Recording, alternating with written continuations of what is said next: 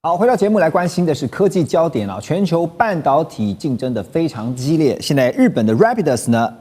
宣称他们正在加速推进2奈米制程的量产目标，是量产哦，而且传出呢规划要更先进的制程。好，那么日经新闻还有读卖新闻啊，最近都不约而同的报道指出说 ，Rapidus 北海道千岁市的第一座晶圆厂计划最早在2027这一年要启动第2座工厂建设，目标是在2029年。他们说，不只是生产2奈米，也是要生产1.4奈米的制程的这个晶片，缩短跟目前市场的龙头，也就是我们的台积电中间的差距。Rapidus 他们的最新回应表示说呢，这个报道是媒体在猜测啊，不是事实啊。那但是 Rapidus 7月份已经在包括他们的工厂开始2奈米这个 GAA 技术的晶片原型制作，而他们的执行长小池春义呢，也在这个把这个 IBM 跟设计公司，就晶片设计公司叫做 Tensorent 视为是潜在的核心客户啊。好，几个问题。第一个，我们先前已经讨论过，蔡老师，就是 Rapidus 不断强调说他们要直攻2奈米，现在不只是2奈米，还直攻1.4奈米，技术上是如何突破？大家就是百思不得其解。第二个，你就算技术突破了，你还得要量产，因为量产曾经你也提过，买家在哪里，客户在哪里呢？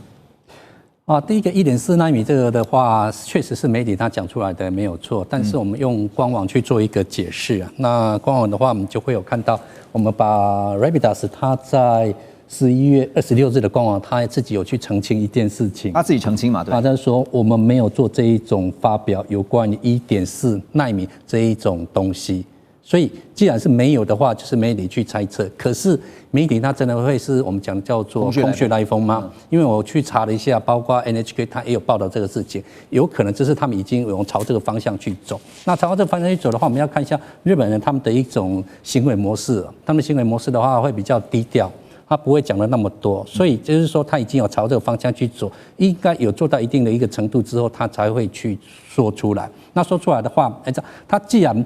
表明是没有，但是不代表它真的是没有，这个我们可能要去注意一点。第二个的话，我觉得它对台湾的台积电最大可能造成的一种冲击，是它的商业模式跟我们的商业模式是完全不一样。那什么叫商业模式不一样？就好像我们1980年代的时候看电影，可能就是用 cassette 去看，或是我们就 CD、DVD， 或是我们讲蓝光去看。现在没有人看蓝光的，然后就进入到网络去看。那我们看一下为什么台积电会出来，因为它讲了一个概念叫做 Foundry。那 Foundry 的话，就是我帮你代工，这是我们90年代起来一个模式。所以 Rapidus 它也讲得非常的一个清楚，在那官网就是讲，我们没有要跟台积电去对冲，我们用的是一个完全不一样的一种商业模式。那我们这个商业模式的话，它有一个很大的利点，就是我们的速度会非常的快。因为台积电它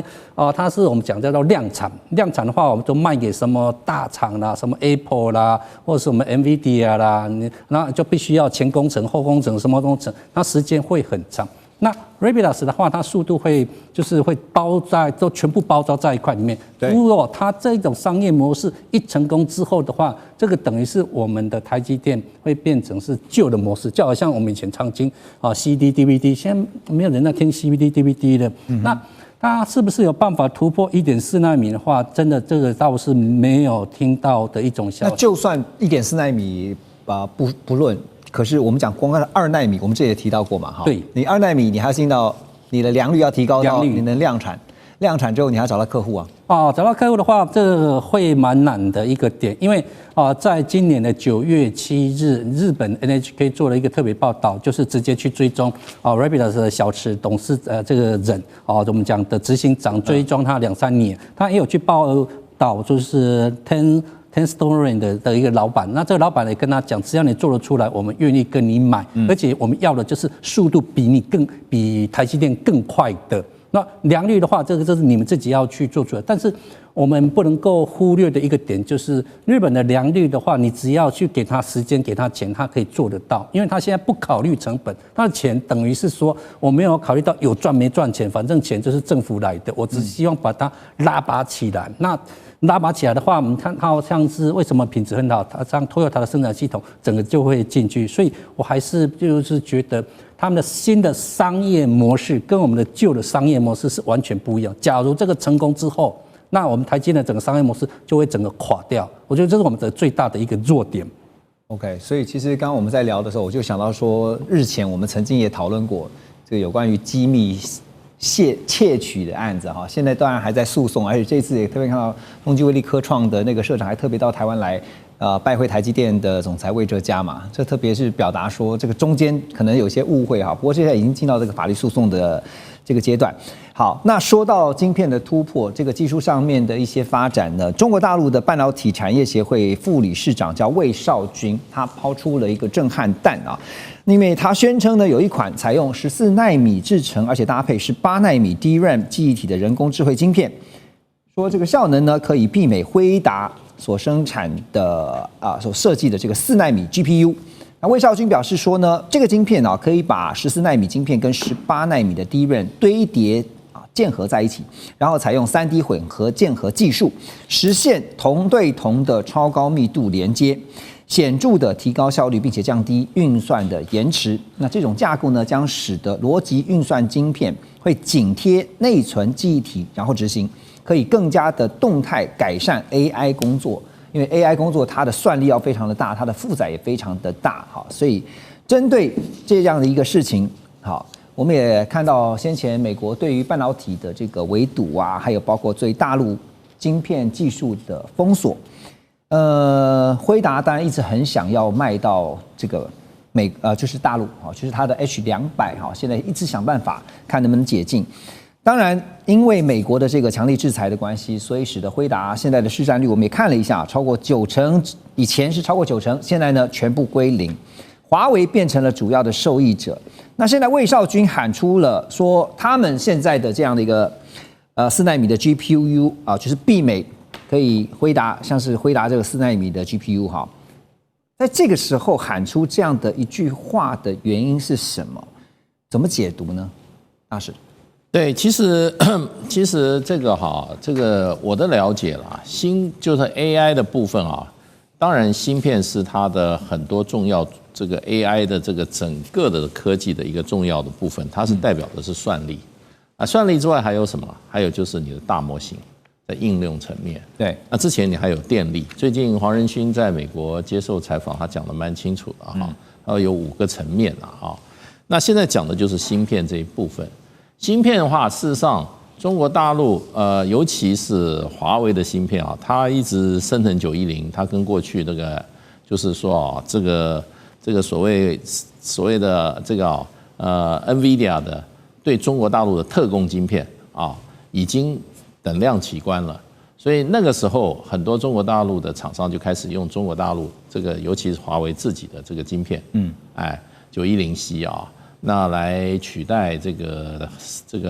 黄仁勋的这个产业啊，而且中国大陆的政府也下令给他们相关厂商，是基于保密原则，你不要用这个 NVIDIA 的晶片。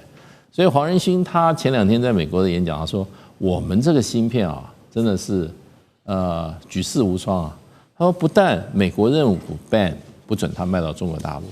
中国大陆同时 ban NVIDIA 说你不准卖 NVIDIA， 他说我是双重被 ban， 双重被禁止。他说这个东西，因为那个记者问他说，你们的晶片这样送到大陆上，会不会技术上会被偷窃啊？会不会帮助中国大陆的这个 AI 方面发展？那黄仁勋就说，我芯片有什么帮助中国大陆什么？我的芯片大陆也照进啊。对。所以就是中国大陆根本就没有要偷他的意思。不过这个里面就是说，其实这个 GPU 跟这个所谓的 DRAM 两个是密切在一起的。它需要 DRAM 里面大量的这个储存的这个资讯，然后用这个 GPU 在里面运算。对。那它现在这个叫什么逻辑晶片紧贴内存的记忆体。也就是 DRAM 跟 GPU 两个之间的关系的问题。那之前中国大陆很多科技的突破，我看基本上就是说，它很多部分在取这个记忆晶片里面的记忆的这些资讯的时候，它抽取的方式比较精准，是不会去全部算一遍，把里面的东西全部算一遍，把有效的算，它会直接抓到它要的那些资讯，所以它这个就算力的部分，它就负担就比较轻。那所以就变成就是说，你现在这个在基本上它那个是科技上的突破，不是它算力的大增，而是逻辑晶片跟储存晶片之间的互动关系，它把它做得更有效率，所以它的效能提高。另外一方面就是有人说 NVIDIA 的那个 GPU 它事实上算力很强，可是它大概被运用的，它整体算力被运用的这个比例不超过30%。所以它70%的那个算力都没有用到，就跟我们用一台电脑一样，里面那么多功能，我们能够让它30%功能就很不错了。是，所以大陆现在就走这个方法，它在这个算力的运用方面，它的效率高，然后这个记忆逻辑晶片跟这个记忆晶片在互相互动的时候，它取用逻辑晶片要这个储存这个做记忆晶片里面资讯的时候，它的效率更高。所以它就可以用18奈米跟14奈米的14奈米的逻辑晶片跟18奈米的记忆晶片结合的时候，达到你这个4奈米 GPU 的。对，强调说它的效能有提升。它就是效能，它是内部的运算跟比这个是高科技的东西，大概的概念是这个样子。所以现在黄仁勋真的确实非常的着急，因为夹在中美两强之间啊。昨天我们也给大家看到黄仁勋他有一个协议可能达成区，他全力想要达成的目标就是什么呢？说服川普不卖晶片，才会让中国大陆领先。好，那再来呢就是投资让利来安抚美国，然后呢拼合作建立互信来安抚中国大陆哈。那当然现在黄仁勋想这么做，他先看到的是苏姿丰先达成了，因为超微执行长苏姿丰表示说，他们的公司已经取得了部分 MI308 人工智慧晶片出口到中国大陆的相关许可。那一旦出口呢，超微也准备好了，依照规定向美国政府来缴纳15%的费用。所以黄仁勋不行，但为什么苏姿丰可以？或许川普像黄仁勋一样是要钱了，就是不是要钱，因为今年已经就是从川普上来之后，已经有几次黄仁勋有宣布大规模投资案子，不管是在美国或他陪川普总统去中东的时候，也是有类似的宣示，有一些跟这些波斯湾国家的 AI 方面的合作，那规模真的是不少了。就我猜川普可以用这种方式使，而且大家都知道，辉达手上的现金实在太多了。他们连自己不知道怎么花、怎么投资了。可是我记得黄仁勋之前有跟川普表达过说，如果今天这个高阶晶片让进大陆卖给他们，我也让你分润啊，就是好像也是15%的左右。川普当然川普知道这件事情，但是如果他在短期之内可以拿到黄仁勋一些其他的公布一些其他的大规模投资案子，那当然川普会向他要了，而且基本上黄仁勋还是会配合，不管他是辉达自己投资，或者跟 OpenAI 或其他的公司一起合作了。辉达的确是有这个能力了，所以我猜川普还是希望辉达可以做更多国内投资。川普感到满意的时候，才会给辉达这个出口的许可。对，所以现在夹在中美之间，其实黄仁勋很难的一点就在于说，就算最后说服得了这个川普放行，让他卖到中国大陆去，也得看中国大陆要不要买才对啊。我们先休息一下，马上回来。2025全球局势必须关注，中美赛局牵动地缘风险，连带影响台海两岸未来。环宇全世界，关心全世界，权威分析，专业观察，客观立场。每周6日，请您准时锁定，一同关心全球大事的瞬息万变。